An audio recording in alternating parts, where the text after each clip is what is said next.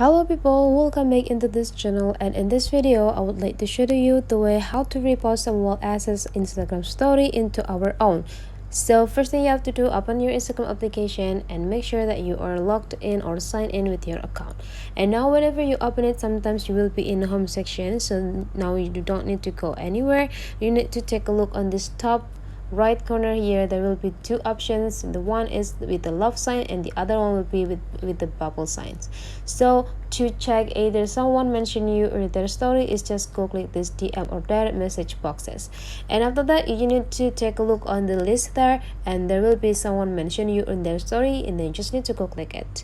And now you just need to open the story, and if you want to repost it, just simply click this add to your story. You can adjusting the size as well as adding several things over this story. If you want to have a text, just go click this part and start typing what do you want to have. And whenever you're done, go click done, and you can just adjusting the position of the text that you want by drag with one of your finger.